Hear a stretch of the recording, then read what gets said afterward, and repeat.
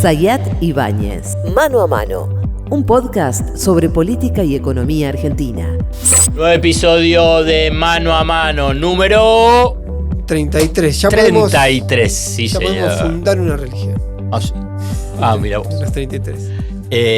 Pablo Ibáñez. O caernos en una fosa, en una mina. Buen día, buenas tardes, buenas noches para todos los que nos están escuchando, los que nos están viendo, porque aquí viene lo más importante de Mano a Mano. Van a entrar a todas las aplicaciones, busquen Mano a Mano, encuentren Mano a Mano, escuchen Mano a Mano, recomienden Mano a Mano, califiquen, pongan a seguir para recibir las notificaciones y sobre todo compartan el capítulo.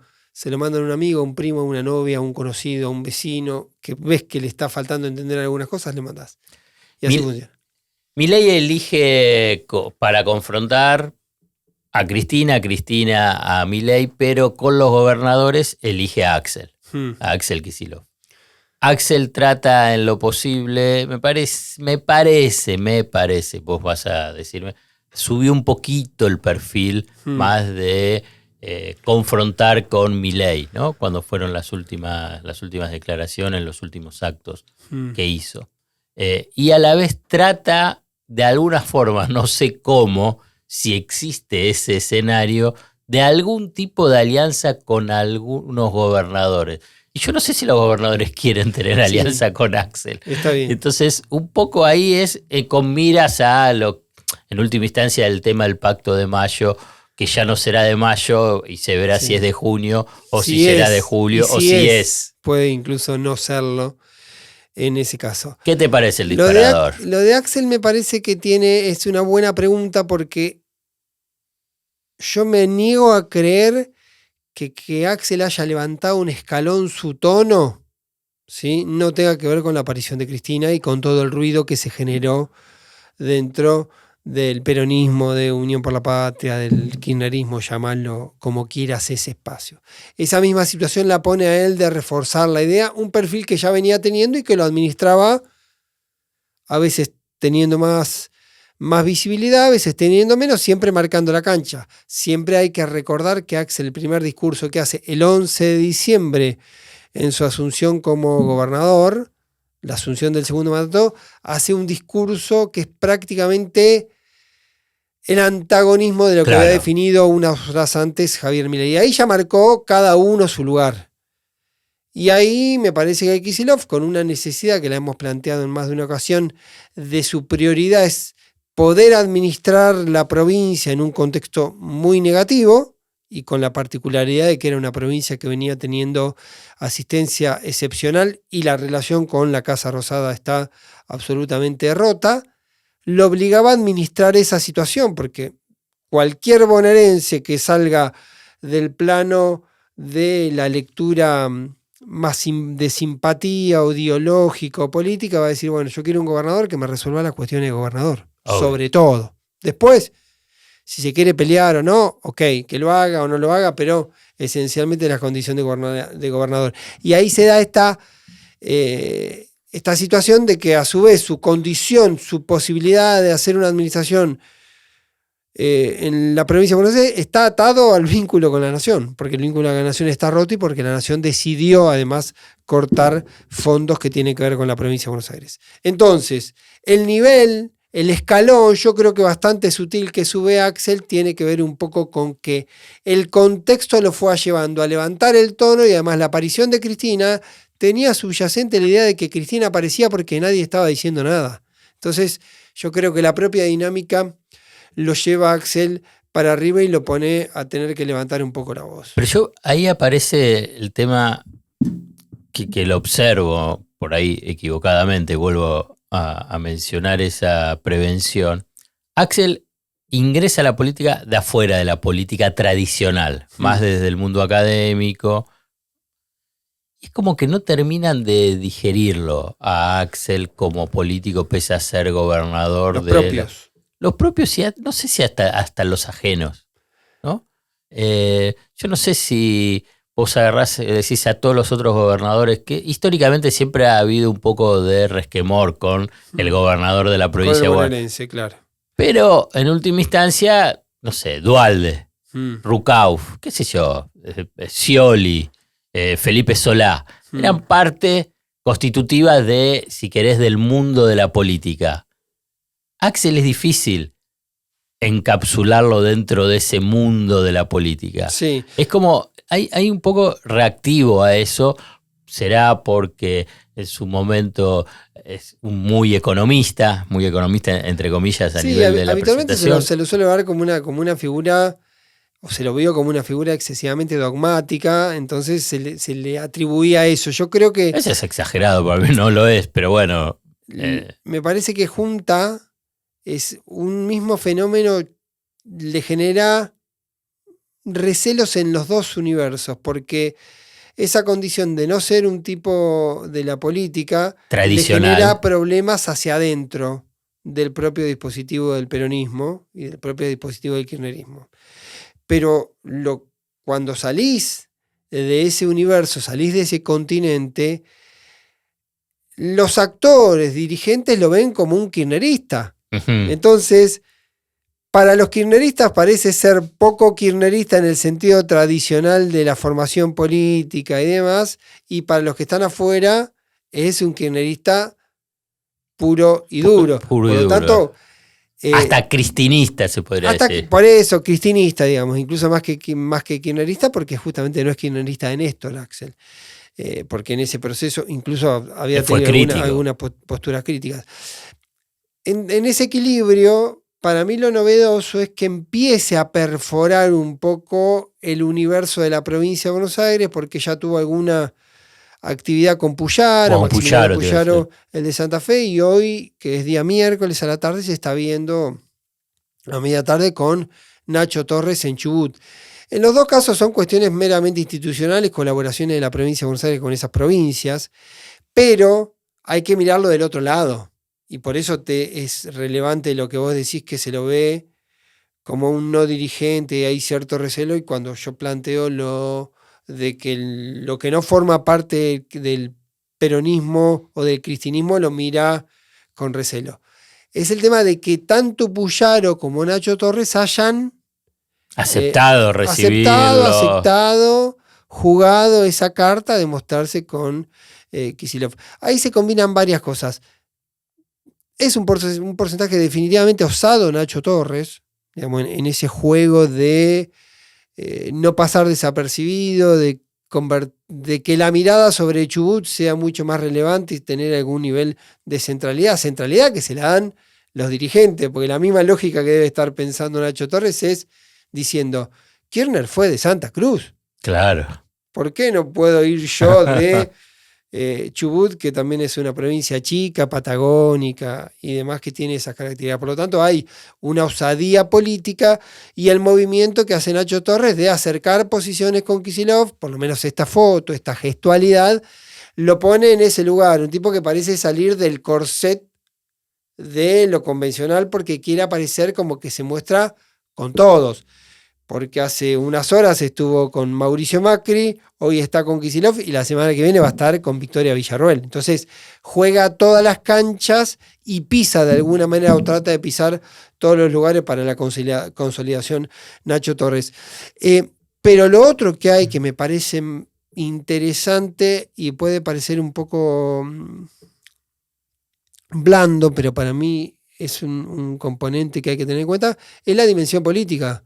Que Kicillof empezó a construir relación con otros gobernadores, muchos gobernadores que son tipos que recién llegaron, no solo que están en su mandato, sino que por más que tengan una historia política que no los ha puesto en primer plano. Y porque él ahí con eso salta, porque él ha construido relaciones políticas con los intendentes, incluso de la oposición, en la provincia de Buenos Aires, sí, en el primer mandato. Y ahora lo sigue cultivando. Acá, durante el gobierno de Alberto Fernández, no es que hablaba con otros gobernadores o trataba de esa construcción política. Ahora es como un salto cualitativo interesante y para algunos lo deben observar por ahí no con tanta simpatía. No, por eso digo que es un movimiento, es un intento de empezar a romper también, podríamos decir, el prejuicio o esas precondiciones. Y muchas veces, por eso insisto, la dimensión política se construye desde lo personal. El diálogo que tiene Kicillof con Yarlora o el diálogo que tiene con Puyaro, el vínculo también que tiene con Nacho Torres, que surge en un momento cuando están, por ejemplo, los incendios en el sur, que hay un envío de rescatistas y creo que de helicópteros de la provincia de Buenos Aires colaborando ahí, como que también estaba diciendo, ante la ausencia de un Estado nacional que se desentendía muchas veces de episodios que tenían que ver con situaciones climáticas o tragedias de orden medioambiental, aparecía ahí Kicillof, en ese caso particular, también hizo algo con Corrientes, por ejemplo, con las inundaciones del verano, o el acercamiento con Puyaro con el tema del estallido narco, que tuvo un pico ahí por el mes de febrero. Entonces, ahí hay como una gestualidad, digamos, una gestualidad que, insisto, a ese punto se llega después que vos construiste un diálogo posible con el otro dirigente. Tenés en el WhatsApp, construís una conversación que después se tiene que dar desde la dimensión política, que los dos vean que pueden, no digo salir ganando por igual, claro, eso lo te iba a preguntar, pero con algún beneficio mutuo.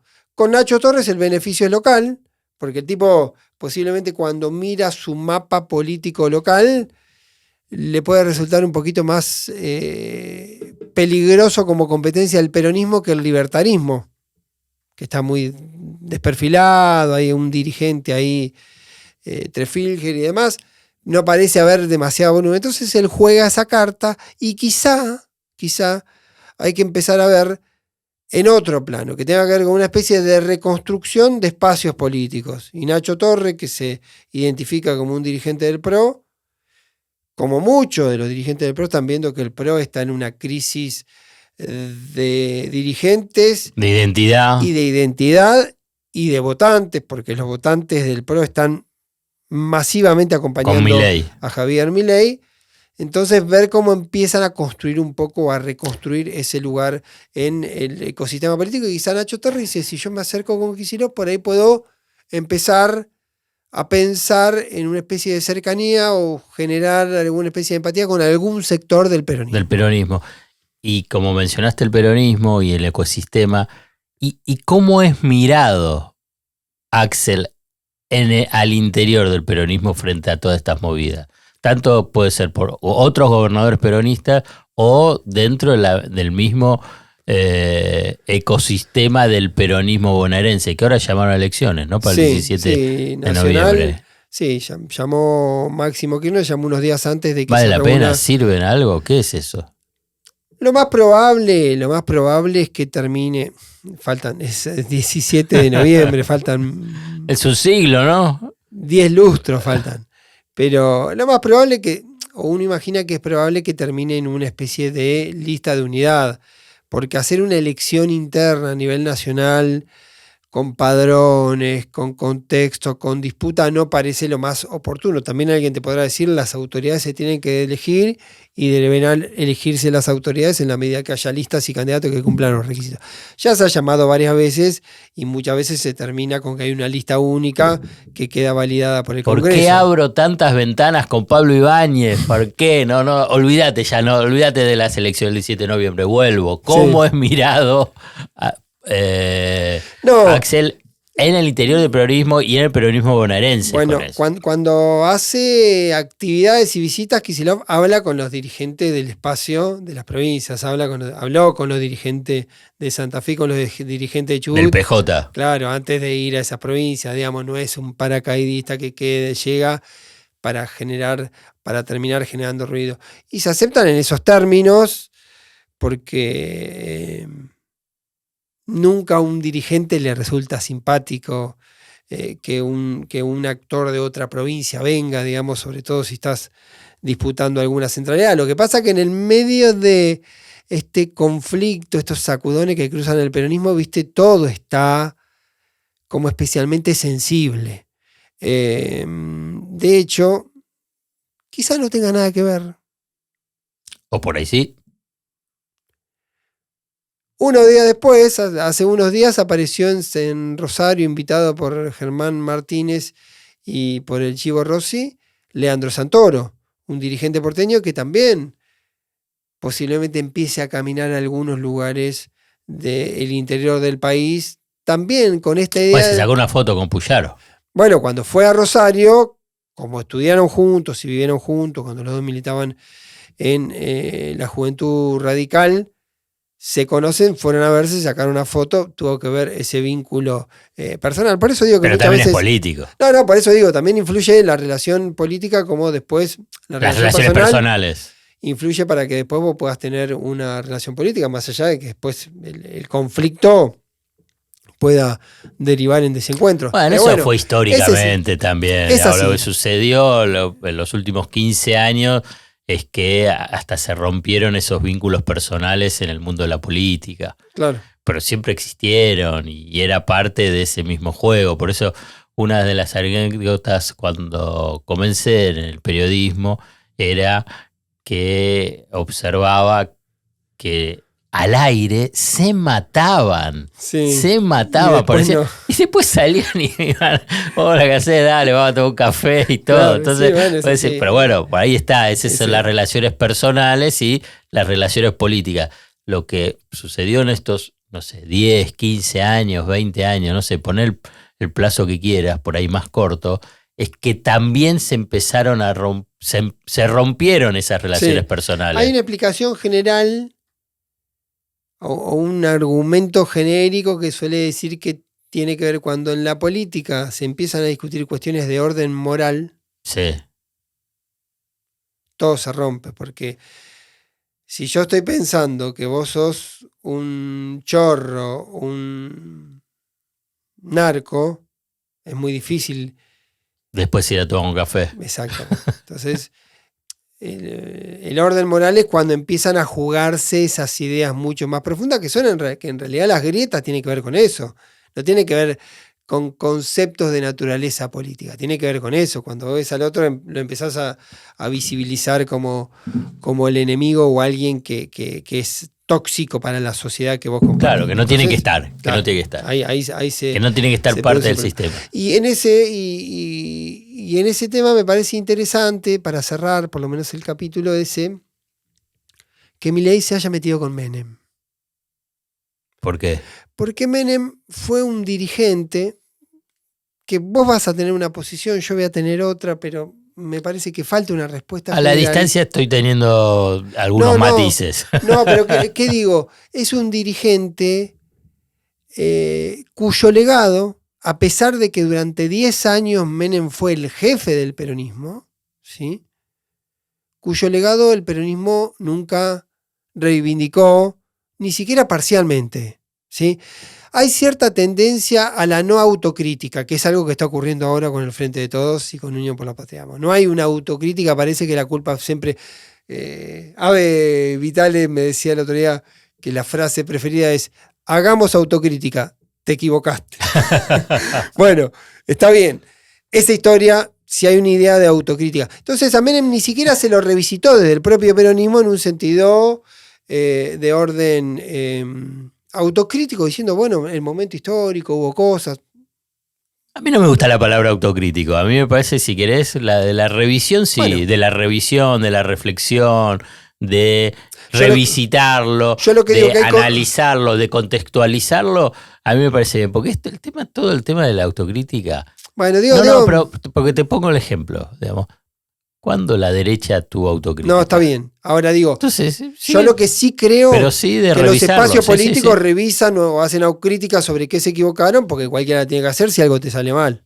Lo repiten, bueno, igual lo repiten una y otra vez. Sí, bueno, también después puede ser que te lleve el sistema o que no ganes elecciones o que te tengas que ir a tu casa o lo que sea. También funciona eso. Esa lógica me parece que no hay pero no hay un análisis, si querés, o una reflexión sobre ese contexto histórico donde intervino Menem y cómo intervino Menem, porque fue un contexto también regional, digamos, sí, a nivel de lo que eran esos. Lo que yo digo. ¿Y qué es lo que hizo y dejó de hacer? El peronismo siempre se jactó de alguna manera de ser en cierto modo apolítico, que en el peronismo podía haber un tipo de derecha, un tipo de izquierda, digamos que era la amplitud esa, la flexibilidad y el paraguas. Bueno, digo, no hubo ninguna revisión de factores que tuviesen que ver con la experiencia de de Carlos Menem, que termina muy devaluado, su propia figura, el menemismo, comoísmo, incluso termina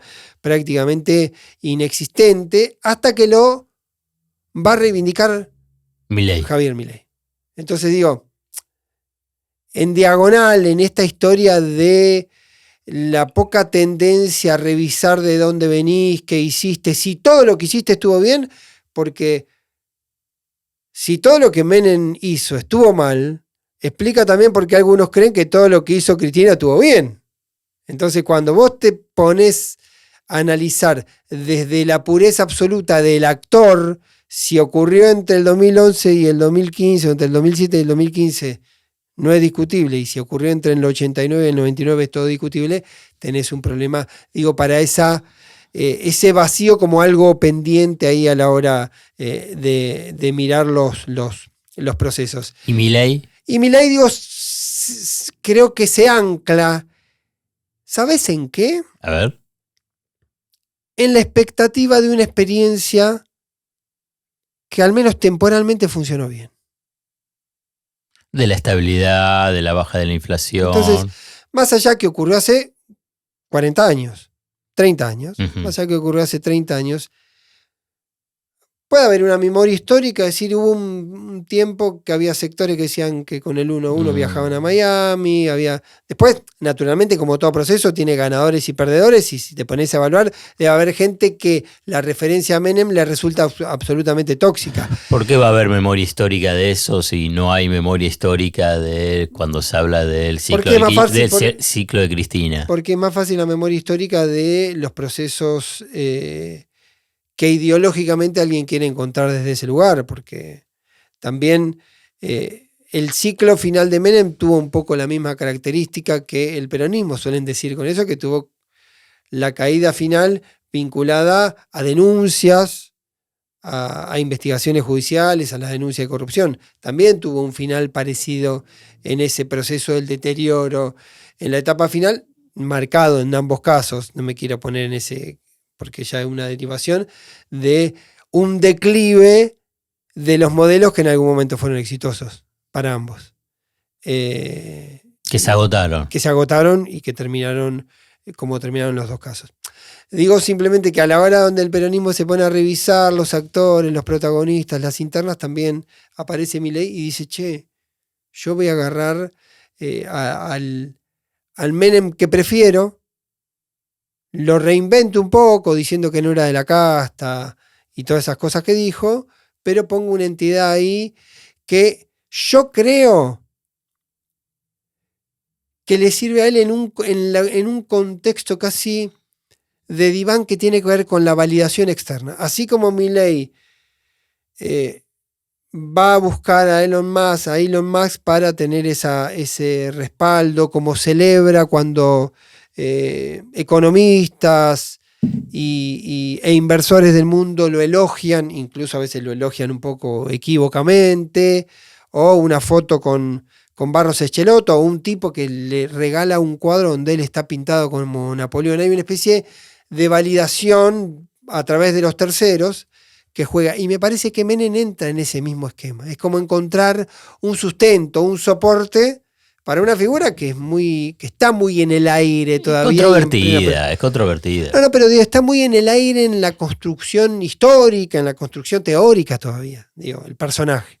Entonces encontrar algunos mojones por ahí le puede servir, y acá te voy a dar el paso a vos. Hay un ancla absoluta entre Milei y Menem, que es la inflación. Sí. Entonces, 8,8. Pero él va a buscar la idea de que Menem bajó la inflación y tuvo 9 años o 10. No, 10 años y medio fue el gobierno, ¿no? Pero los últimos 2 años de la Rúa. Ah, sí. Bueno, el 8,8%, y bueno, como todo, digamos, todo gobierno va a festejar cualquier indicador que le marque que va por el buen camino o que es de tendencia, pero cualquiera que pueda analizar fríamente, independientemente de no respondiendo las agresiones o las formas despectivas, viste que Milei estuvo en el alvear, en el CECIP y empezó a tirar con todo a los economistas, a los ortodoxos, ¿no? Sí. Que le plantean que El atraso hay cambiario. atraso cambiario, que no hay plan de estabilización. El 8,8, si hablas de 25, y sí es más baja, pero es altísima. Sí, claro. Es altísima. Y es altísima justamente con los argumentos que plantea Milei, diciendo que hicieron un ajuste fiscal fenomenal, que hay superávit fiscal, que hay una política monetaria contractiva, o sea que no hay emisión monetaria. Entonces, si no tenés emisión monetaria, no tenés déficit, que son los dos argumentos principales para que haya inflación, según la ortodoxia y según su manual teórico, bueno, porque hay un 8,8. Cuando tenés un dólar también cuasi planchado, ajustando al 2% mensual.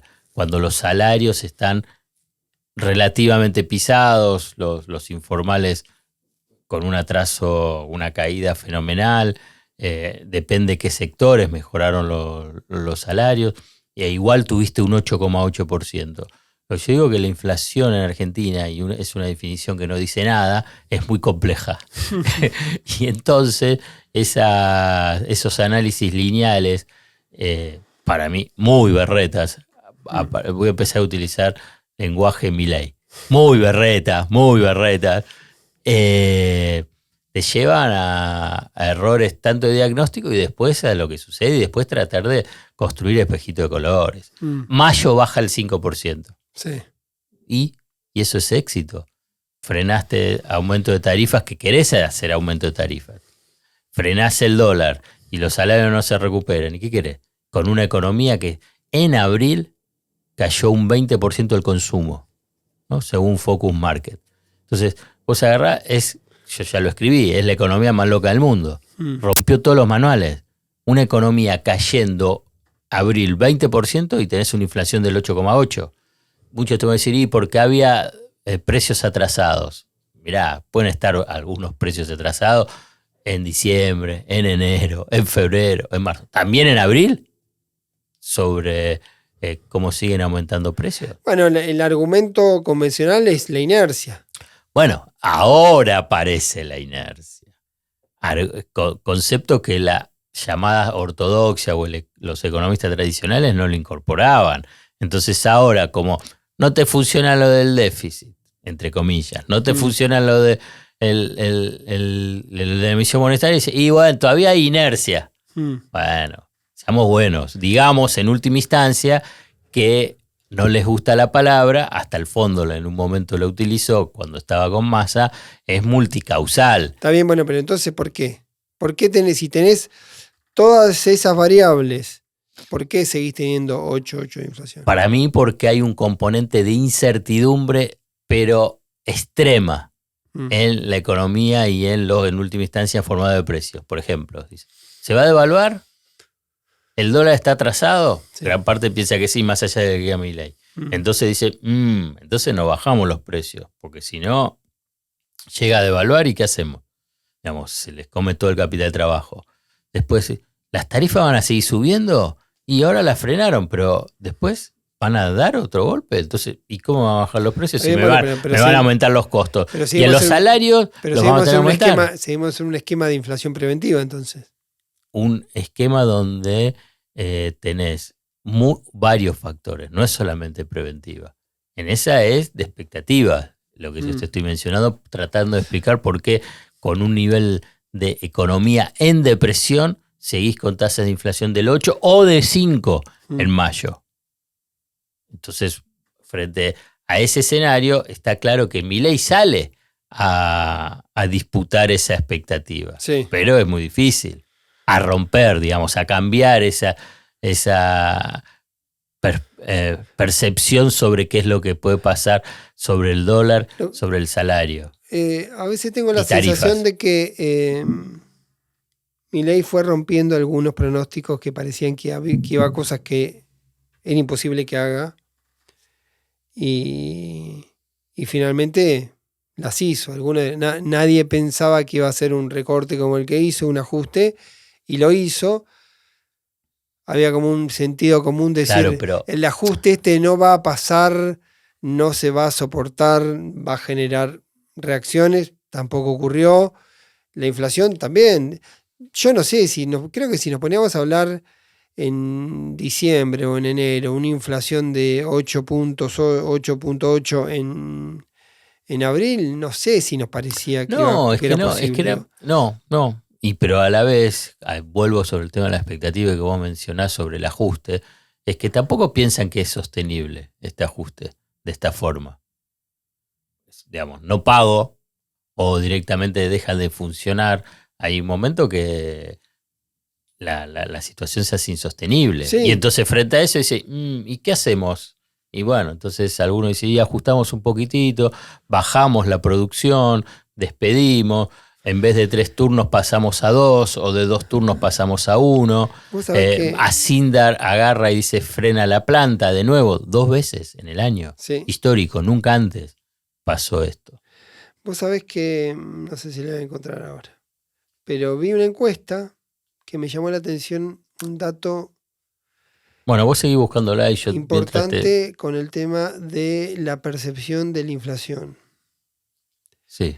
¿Lo encontraste o sigo? Si querés, no, la percepción de la inflación y la percepción... No solo que la inflación... No el dato que la inflación va a caer. No lo encuentro. A ver si es este... No. Si podías ahorrar o no. Te lo voy a decir así a grandes rasgos porque me pareció interesante. La pregunta era... Si no llegabas a fin de mes, si llegabas a fin de mes, pero no podías ahorrar, y sí podías ahorrar, 3 categorías. Lo que ocurrió entre abril y mayo fue, en las encuestas de abril y encuesta de mayo, publicada en abril y publicada en mayo, era que bajó la gente que no puede llegar a fin de mes, y subió el número de gente que dice que puede llegar a fin de mes, pero no puede ahorrar. También bajó el porcentaje de los que dicen que pueden ahorrar. ¿Cuál es la sensación? Absolutamente intuitiva, digamos. Sí, ¿cuál es la lectura intuitiva? Que está ocurriendo algo que hace bastante tiempo me decía un dirigente liberal libertario, que me decía, acá no hay un problema de precios relativos, hay un problema de consumos relativos. Cuando vos aceptes que según tu ingreso no podés salir a comer 4 veces por mes, sino que tenés que salir a comer 2 veces o 1 vez, ¿sí? En algún momento te vas a dar cuenta... Pues decís de cómo se acomoda el consumo a lo que es tu real nivel de ingresos, y no al que vos aspirás. No a lo que vos aspirás o a lo que venías en esa velocidad o a lo que venías gastando por lo que sea. Entonces, esta encuesta que muestra esta baja, me parece que se pone interesante ahí. Digamos, la capacidad de adaptación a un escenario de... menos ingresos, y posiblemente que venga siendo mucho más rápido de lo que uno especulaba. Dejo para la próxima conversación, el otro día, hace mucho tiempo vos lo decías, en algún momento va a aparecer el tema de desempleo. Sí. El otro día el Pitu decía, una cosa es tener bajos ingresos y otra cosa es no tener ingresos. Así es. Bueno, para la próxima la hacemos. Pablo Ibáñez, mano a mano. Hemos terminado. Hasta la próxima. Nos vemos. Sayat Ibáñez, Mano a Mano, un podcast sobre política y economía argentina.